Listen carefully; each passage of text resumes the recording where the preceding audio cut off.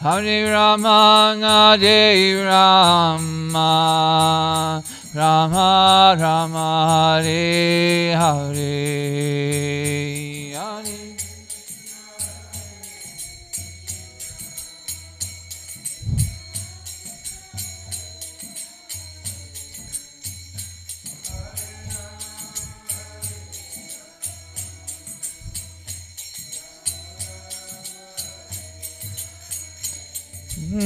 Jaya Radha Madhava Radha Madhava Shri Radhe.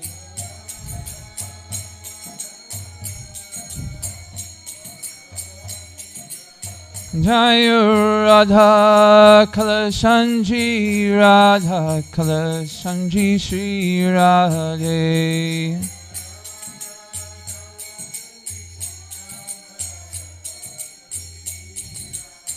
Jaya Radha Govinda Radha Govinda Shri Radhe.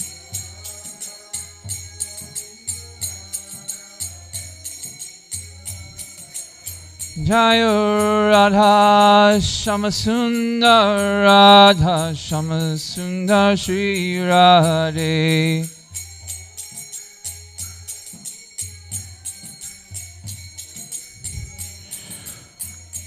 Jaya Prabhupada, Jaya Prabhupada, Jaya Prabhupada, Srila Prabhupada.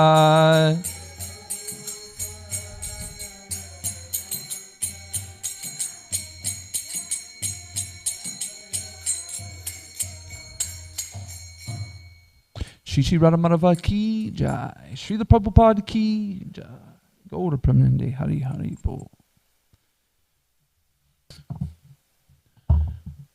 So we'll stay on the Krishna House Songbook, and there's a few invocation verses. And next one, there we go. Om Namo Bhagavate Vasudevaya.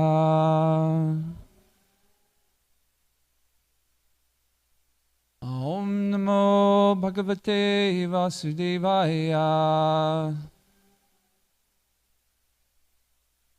Om Namo Bhagavate Vasudevaya.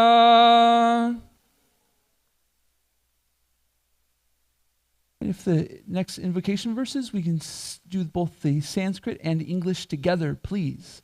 Narayanam namaskritya naram chaiva narottamam Devyas sarsatim vyasam tato jayam mudirayat. Before reciting this Srimad Bhagavatam, which is a very means of conquest, one should offer respectful obeisances unto the personality of Godhead, Narayana, unto Narayan Rishi, the supermost human being, unto Mother Sarasvati, the goddess of learning, and to Sri Vyasadeva, the author. Nashtapraya Shabreshu Nityam Bhagavata Sevaya Bhagavati Uttama Shloke Bhaktir Bhavati Naishtaki. By regular attendance in classes on the Bhagavatam, and by rendering a service to the pure devotee, all that is troublesome in the heart is almost completely destroyed, and loving service unto the personality of Godhead, whose praise with transcendental songs is established as an irrevocable fact. Om Gantimarandasya Gananjana Shalakaya Chakshuranvitam Yena Tasmai Shri Guruve Namah. I was born in the darkness of ignorance, but my spiritual master opened my eyes with the torchlight of knowledge. I offer my respectful obeisances unto him. Hare Krishna. Do we have a mic for reading? Would somebody mind grabbing the mic? Please. So, in this, in our curriculum of Srimad Bhagavatam, we have a certain amount of verses that we speak on, and then one specific verse that we focus on.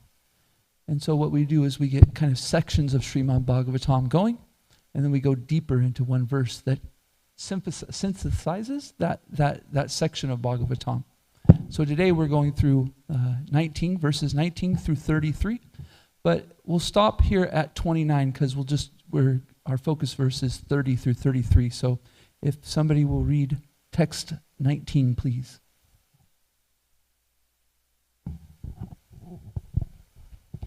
A brahmana who is sufficiently rich must offer oblations to the forefathers during the dark moon fortnight in the latter part of the month of Bhadra.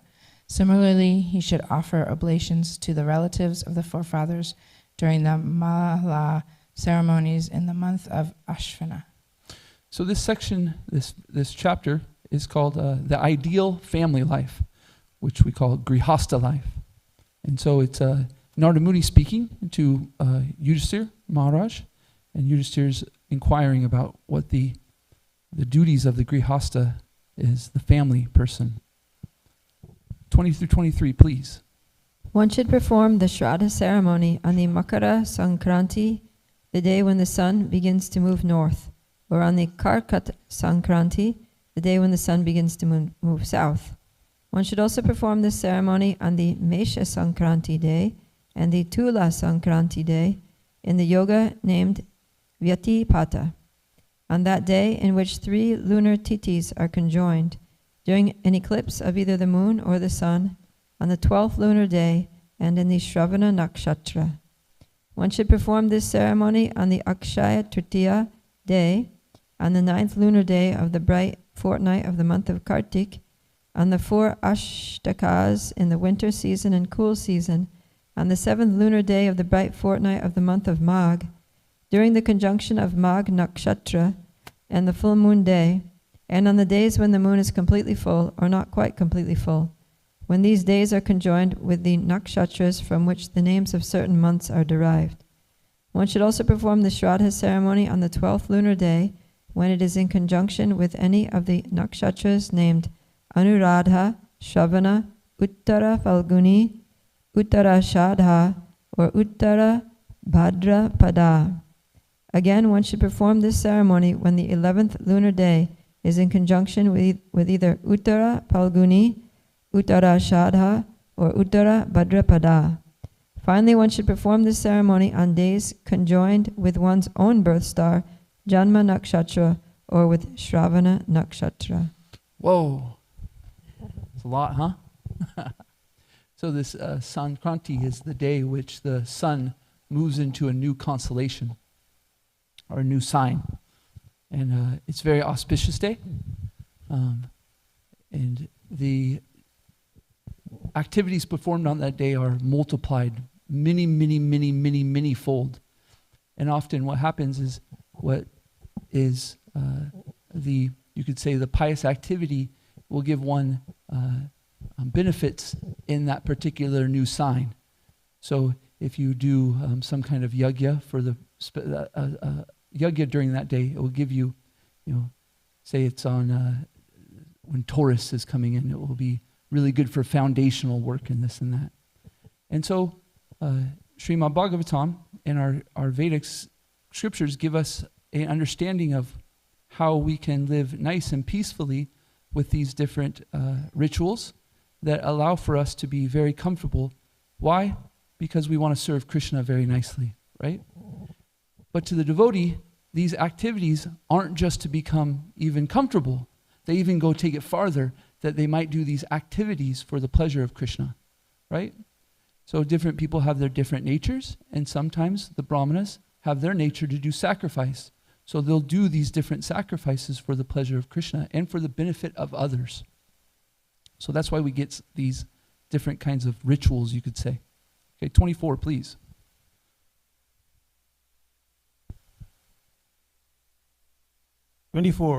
All of these seasonal times are considered extremely auspicious for humanity. At such times, one should perform all auspicious activities, for by such activities a human being attains success in his short duration of life.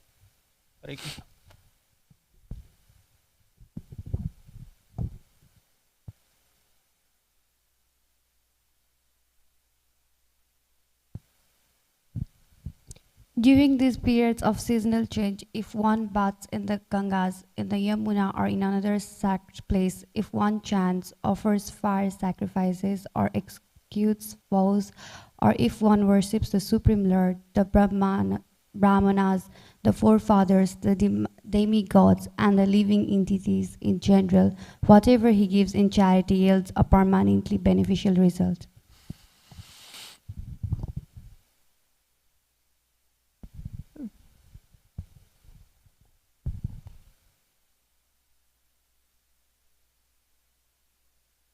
O King Yudhishthira, at the time prescribed for reformatory ritualistic ceremonies for oneself, one's wife, or one's children, or during funeral ceremonies and annual death ceremonies, one must perform the auspicious ceremonies mentioned above in order to flourish in fruitive activities. So in the verse before, it says that whatever he gives in charity yields a permanent beneficial result. So that says, devotees, that's what we're looking for, a permanent result. We're not looking for temporary results. And we understand to get a permanent result means to do devotional service. Any activity which is done for the performance of pleasing Krishna, right, gives eternal benefit, right? And as a spirit soul, we're not interested in making our vehicle, this body, comfortable. Yet, we're only interested in how to serve Krishna. So, we may do activities to make this vehicle comfortable in a way that we can do our service. So, the devotee isn't looking for the material benefit, quote unquote, material benefit of or ritual activities, these different ceremonies, but they're looking for the benefit of how they can serve Krishna in a way that pleases Krishna, and therefore it becomes permanent. Okay, 27-28, please. Narada Muni continued, "Now I shall describe the places where religious performances may be well executed. Any place where a Vaishnava is available is an excellent place for all auspicious activities. The Supreme Personality of Godhead is the support of this entire cosmic manifestation, with all its moving and non-moving living entities, and the temple where the deity of the Lord is installed is a most sacred place. Furthermore, places where learned Brahmanas observe Vedic principles by means of austerity, education, and mercy are also most auspicious and sacred." Auspicious indeed are the places where there is a temple of the Supreme Personality of God. Have our batteries ran out?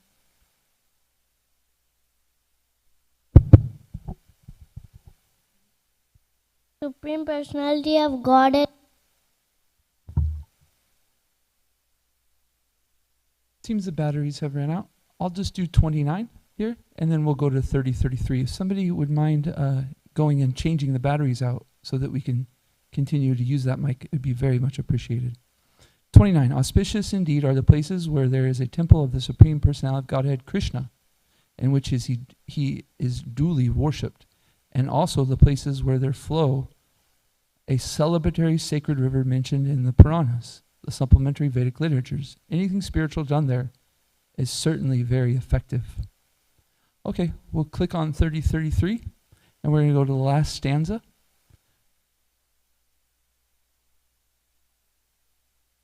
Go ahead and click on 30 through 33, right there, the text, yeah. And then we'll go down to the last. There's quite a few here because it's a few. So keep going. Right there, that last one right there, please. There we go. We'll do the Sanskrit here for this one. Come on, screen, you can do it. Go. Push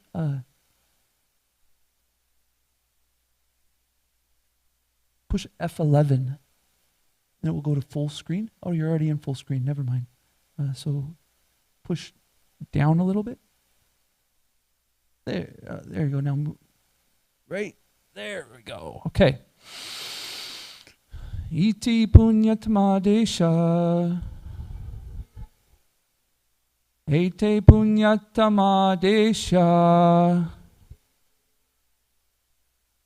Hariraccha sritaschaye Harir archa sriristyasche chaye Itandeshan niseveta Itandeshan nisiveta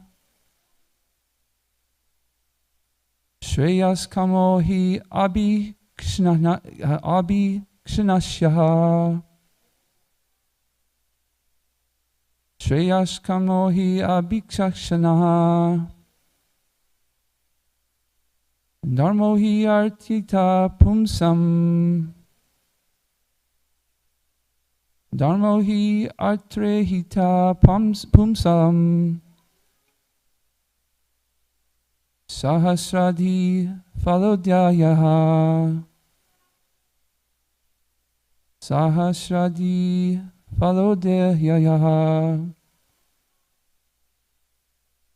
Bolo, please.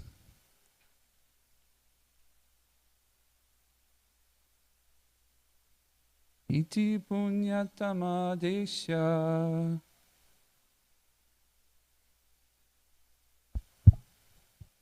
Haryarcha shritaschaye Itande shendi sevata Reyas kamo hi abhikshanasha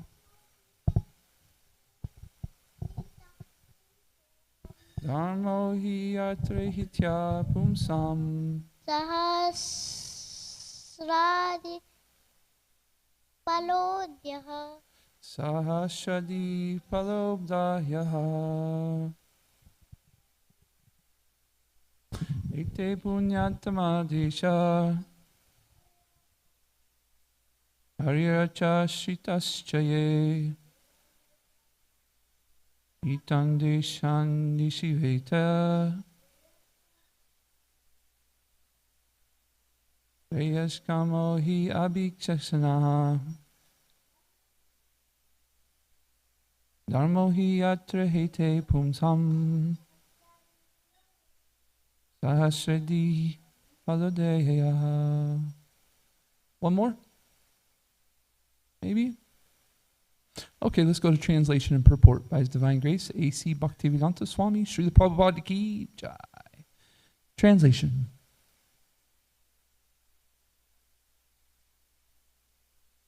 The sacred lakes, like Puskara, and places where saintly persons live, like Kukshetra, Gaya, Prayaga, Pulahasrama, Namisharanya, and the banks of the Falgu River, Setu Bandhu, Bandaha, Prabhasya, Dvarka, Varanasi, Mathura, Pampya, Bindu Sarovara, Badri Shashrama, Narayanashrama, the places where the Nanda River flows, and places where Lord Ramachandra and Mother Sita took shelter, such as Chitrakutu, and also the hilly tracts of land known as Mahindra and Malya. All of these are to be considered most pious and sacred. Similarly, places outside India where there are centers of Krishna conscious movement and where Radha Krishna deities are worshipped must all be visited and worshipped by those who want to be spiritually advanced.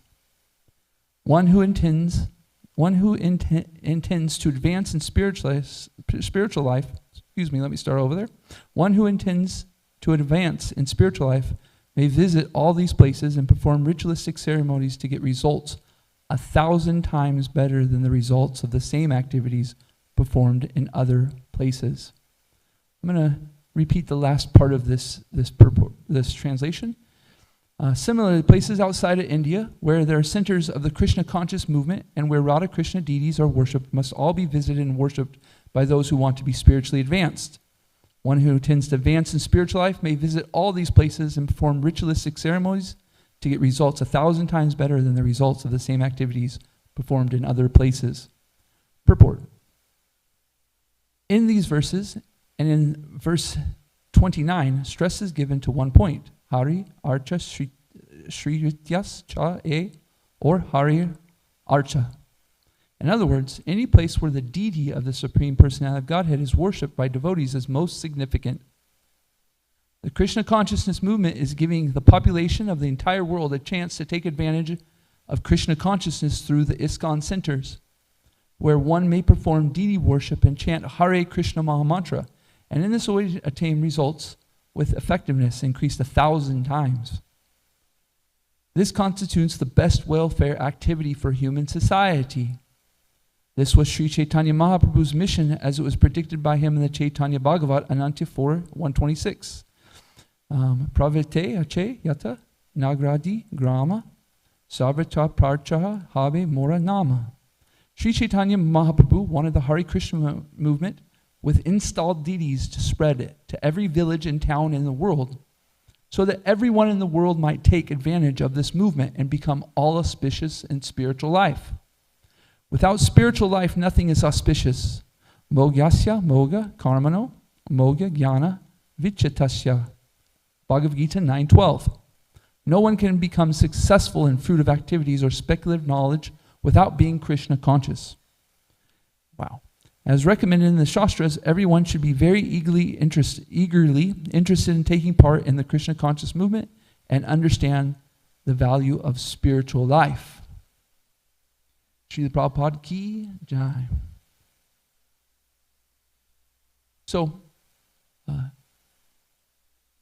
these centers, these ISKCON centers we have, that Srila Prabhupada so kindly established and have multiplied many times over because of the devotion to Srila Prabhupada, are giving a people an opportunity in this world to become Krishna conscious. Before Srila Prabhupada spread Krishna consciousness all over the world, it wasn't so accessible all over the world, right? How many temples were outside of India before 1960? Not so many, right? And in those temples was the goal of life, or the goal of that temple, to help somebody advance in their Krishna consciousness? Or was it to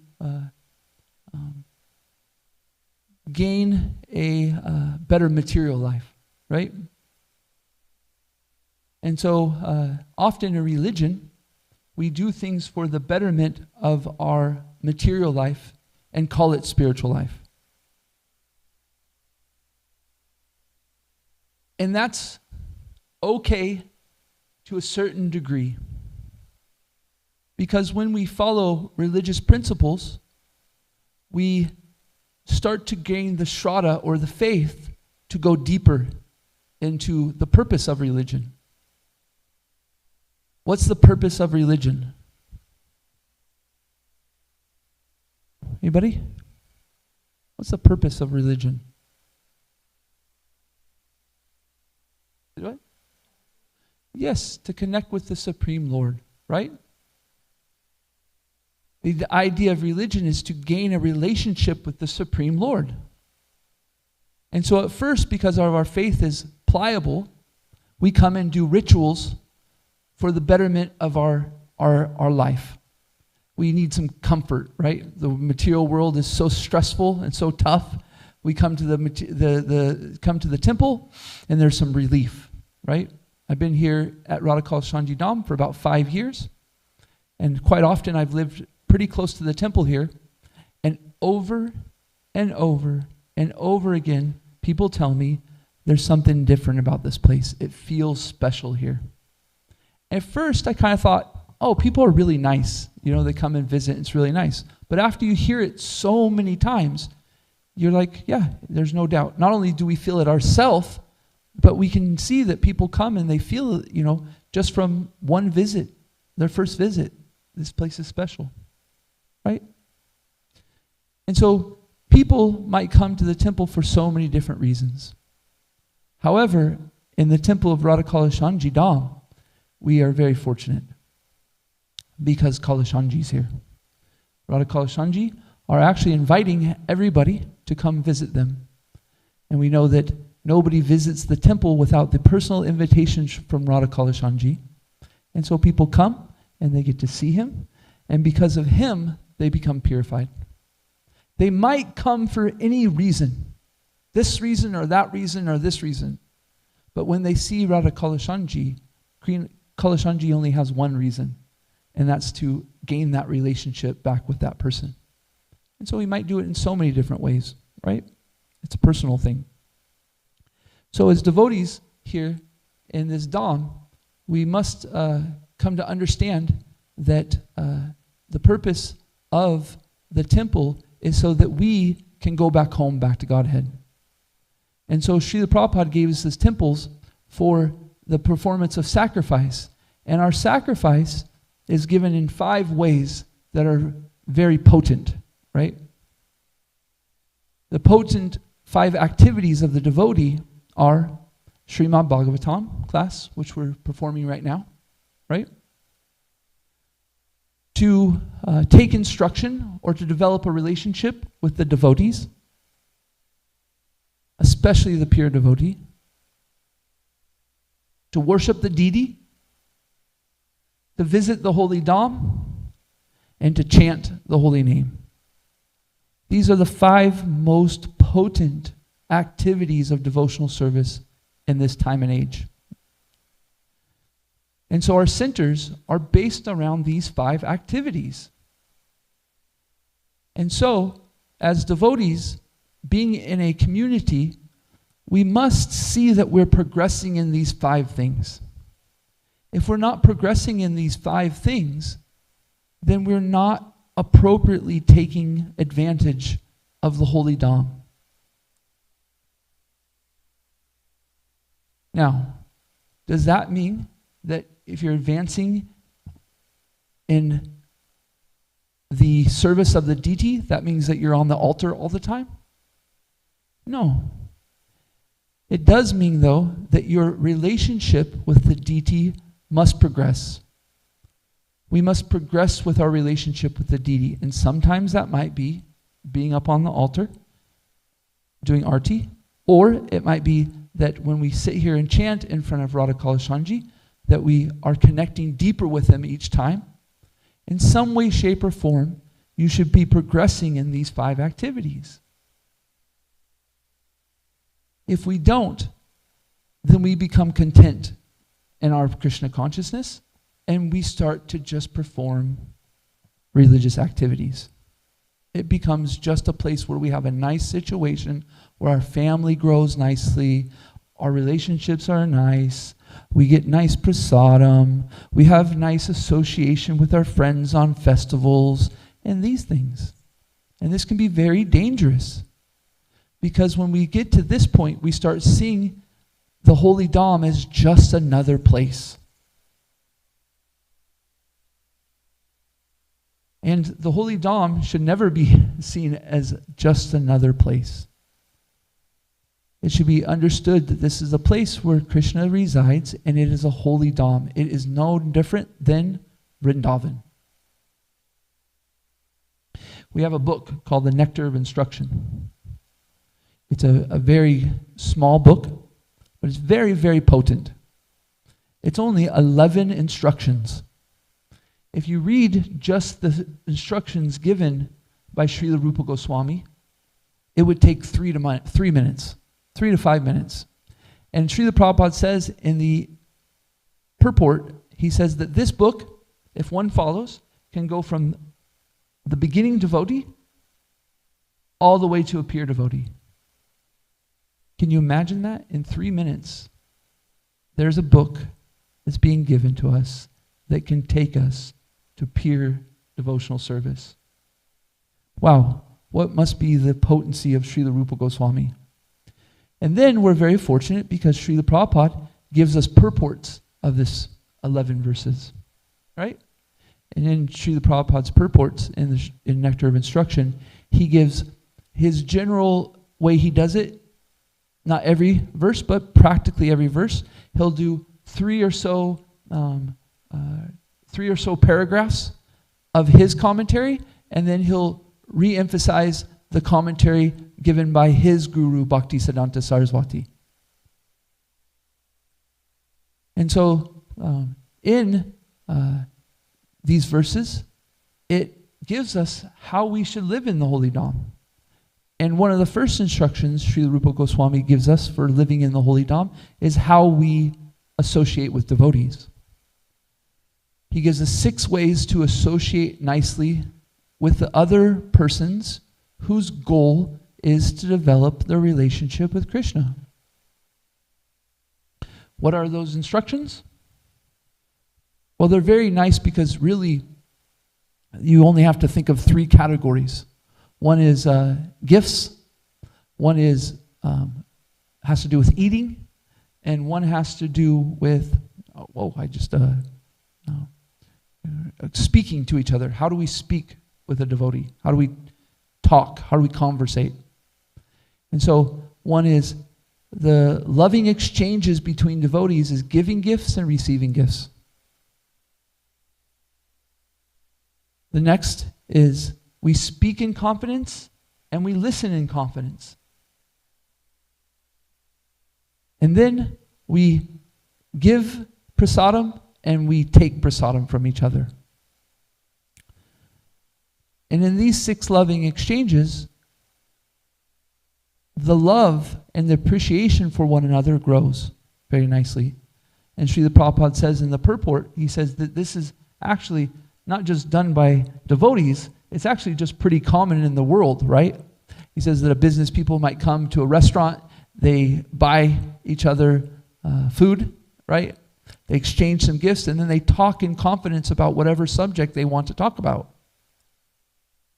Okay, as devotees, we come and either we come to a festival and maybe sit at a table with each other, or we invite each other to our homes and we eat prasadam, right? And then we might exchange some gifts, and sometimes often the gift of devotees is given in words, right? Appreciation. Oh, Prabhu, Mataji, you're so wonderful at this service. I really appreciate you in this service. We're not interested in flattery. We're interested in sincere appreciation of each other, which is a great gift. The enthusiasm of one another can be very much expanded when somebody gives you a very heart-filled, sincere appreciation. It's a great gift. And then we speak in confidence. You might say, hey, I'm having this trouble in this way, or hey, I'm trying to grow in my Krishna consciousness in this way. What do you think? And so Krishna Katha happens between the devotees, because not only are we talking about how to get better in our devotional service, but also devotees naturally will talk about Krishna and his devotees. So then the next verse, Srila Rupa Goswami says, and what devotees do we perform these loving exchanges with? And he describes 3 different levels of a devotee. He says that there's a lower platform, a middle platform, and an upper platform of the devotee. In the first platform, we, in our heart, are paying our respects to that person. So this is very practical. Sometimes we gloss over these instructions and just look at them like, oh, sure. However, if as devotees, every time we were in the Holy Dham or any other place, we looked at one another and paid our respects and understood that this is a devotee and this is very special, how would our interactions shift? But do we get content? Like I was saying before, oh, I am nicely situated, I have nice relationships, I get nice prasadam, who cares about this person? Matter of fact, this person gets in the way of my sense gratification, and so therefore I get angry at them, and we have issues, right? But if we listen to Srila Rupa Goswami's instruction, we look and see that the devotee, we first pay our respects, at least in our heart. It's said that if you don't become joyous when you see another devotee, you're actually performing an offense. I don't know if offense is quite the level of it, but it's inauspicious, that's for sure. Every single time we come and see a devotee, if we don't externally give a smile or a hello or a good morning or a Hare Krishna in a kind way, we at least should do it in our heart. Right? And the second is, so this first level is that these persons chanting Hare Krishna, they have a desire to understand Krishna, right? The second level, this person they're pretty strong in their relationship with Krishna. Not only can they see Krishna and their relationship with Krishna, they can see in others their relationship with Krishna, and they can understand what platform they're in. They say, oh, this person's right here, and therefore they start to interact with this person in a specific way that they are devoted to Krishna in any religion. This person is engaged in the worship of the deity, Srila Prabhupada mentions, or Srila Rupa Goswami says. And is this worship meaning, again, that the person's up on the altar? It could be. It could mean that the worship of the deity is on the altar, but this person, their worship, their activities are simply for the pleasure of the deity, right? They might go preach with the idea of pleasing Radha Kalashanji. They might cook with the pleasure of Radha Kalashanji. They might do kirtan for the pleasure of Radha Kalashanji. This person is very fixed in this, that their activities are for the pleasure of Krishna, not because they do a kirtan and they get some little appreciation for it, right? I get some gratification out of doing a nice kirtan, or, oh, I sit on the Vyasasana, I give a nice class, and people say, thank you very much. That's actually, what I'm looking for. I'm not really here just to say something nice for the pleasure of Radha Kalashanji. So this person's fixed. And then the next platform, this person is not just fixed in their service with Krishna, but all they see is Krishna. They're at the platform where doesn't matter where they are, what time, what place, all they see is Krishna. And they're at a level that I just can't comprehend, to be honest with you. So this is, so we have 6 loving exchanges. We have devotees that are performing devotional service at different levels, and we're understanding how that we interact with them. And then Srila Rupa Goswami says, our goal for all of these instructions is to chant Hare Krishna 24 hours a day, live in the holy Dham under the advice of the devotees.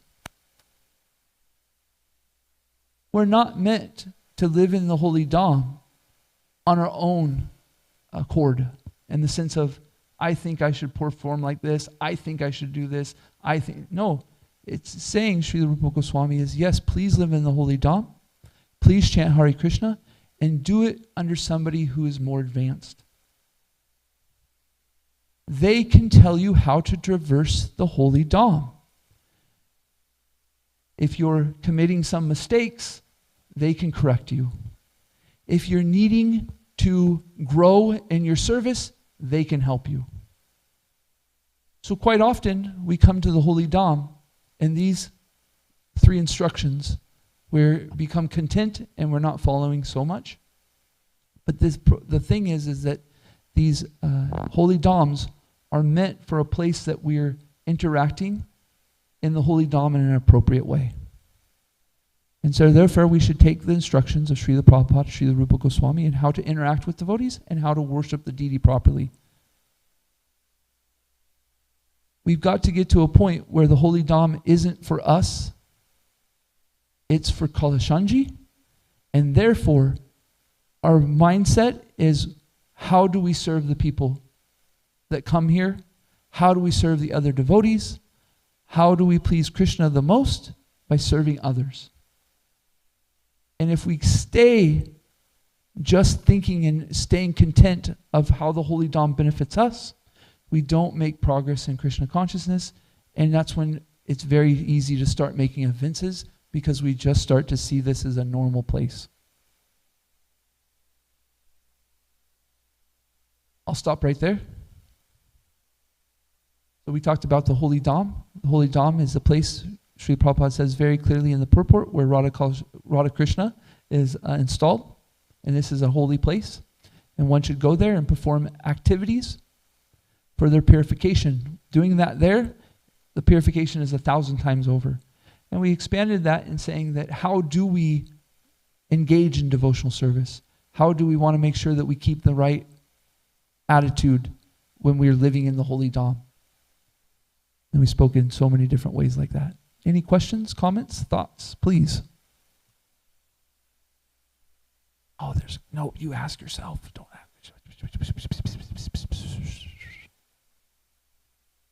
What's your name, by the way? Yeah. Smriti? Smriti. Smriti, yes. How often have you, how many times have you been to the temple here? 2 times? This is your 2nd time? Welcome. Thank you so much for coming. Thank you. I think we got a question. Actually, Nainanvita has a question. So, yesterday she attended Hari Parshad Prabhu's class, which was about attentive chanting. So she's telling me that yesterday in the class she heard that when we are chanting our rounds, we are supposed to do it with attention and not talk to anyone, and we should be in silence in connection with Krishna. But now she's telling that Nandavraj Prabhu is telling in the class that when we see a devotee, we should smile, say Hare Krishna. What if I am chanting and a devotee passes by? What I should do? That's her question. Very nice question.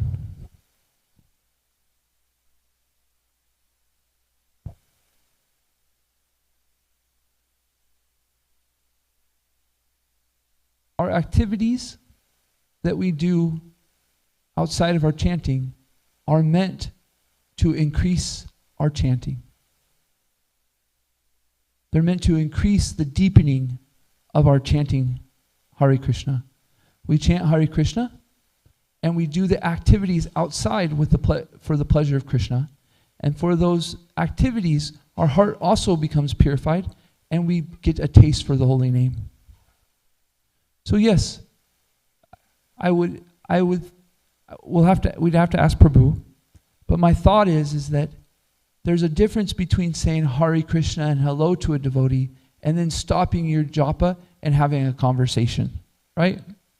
And in generally, we should put ourselves in a position where we're chanting japa, that we sit down, or we make that time as the time we're chanting our japa. So sometimes when we don't make a specific time for chanting our japa, we get distracted by so many things. We might do this, this, this. So,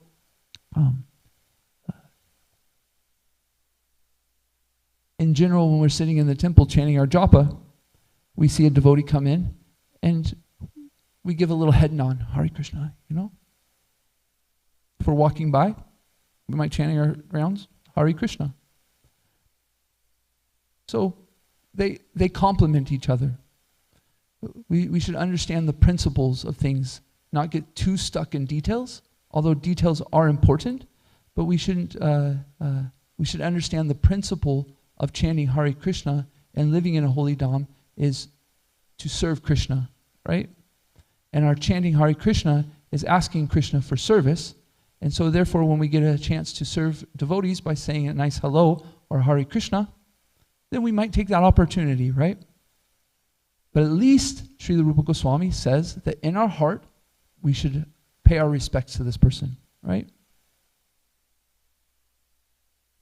It's a very, very challenging question, right? You have to sit here on the Vyasasana and say, how do we respect the other speaker, and then also, respect the thing that we're saying too. Very nice. Little rascal. What do you think? Does this make sense? Yeah? So the devotee's principle is to please Krishna. That's the principle. So if we're chanting Hare Krishna and we see another way to please Krishna, then we can do that. But in our heart, we have to understand, is our real principle that we're doing it to please Radha Kalashanji? Or are we trying to do it to please some other purpose, right? So if we say hello to somebody, it should be for the purpose of pleasing Krishna, right? However, sometimes because we're not so attentive in how to please Krishna or to serve Radha Kalashanji, sometimes we get distracted and do prajalpa and want to please our tongue by talking something that isn't for his, with the intention to please him, right? So we got to be careful and think, is my actions for pleasing Kalashanji? So then we chant our japa in that way. Hare Krishna. Any other questions, comments, thoughts?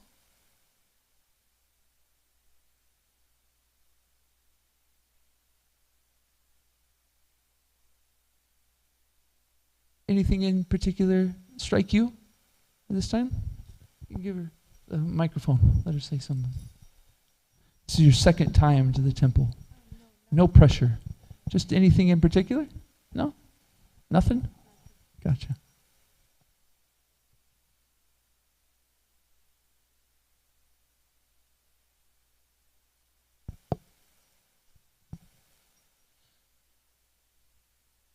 We have 4 minutes.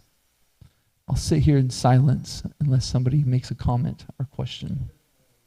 You can expand, Prabhu? Yes, please, please.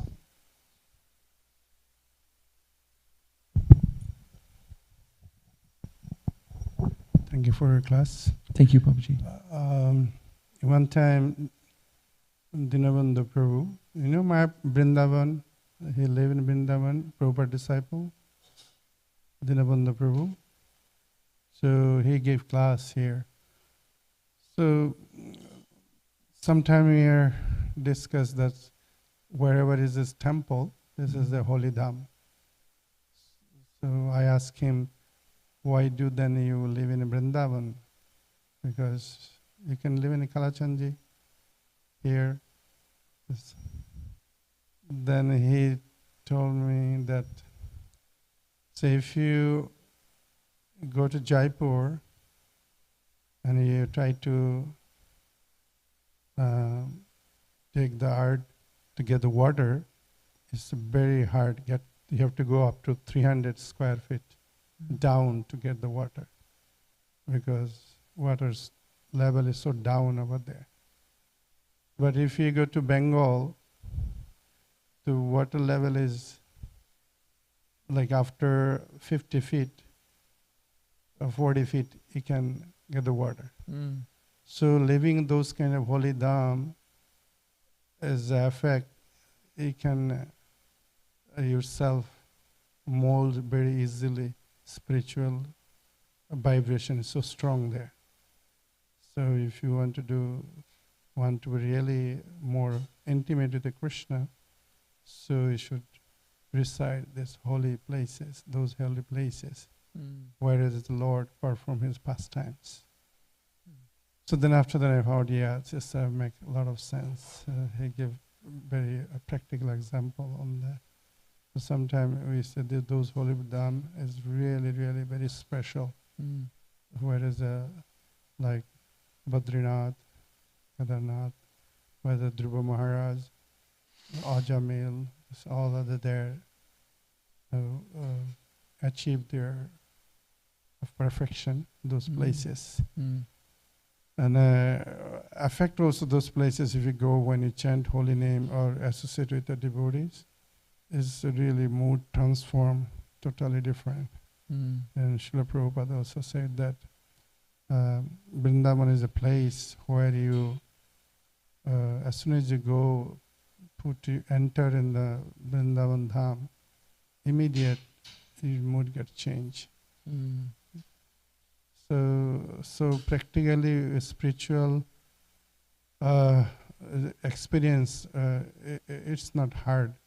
If someone a little bit sincere and visit those holy places, associate with the saintly personality like Srila Prabhupada and his disciples, as others.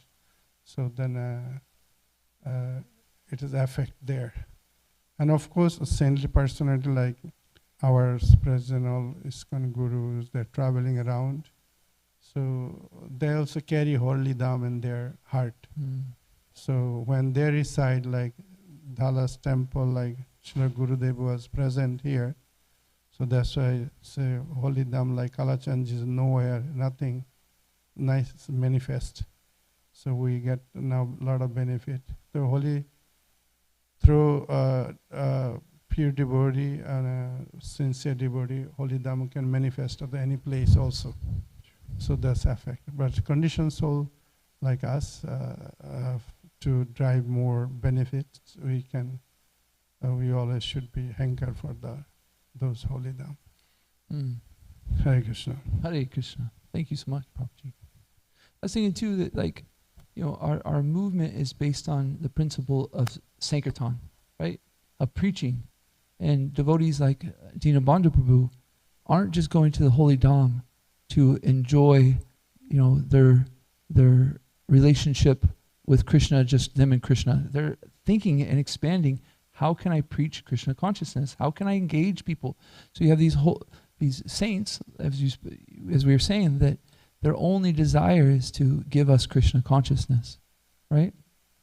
So it's quite amazing. So when we understand that some devotee has some service, we should try to see how they're engaged in a personal relationship with Krishna, about how they spread Krishna consciousness.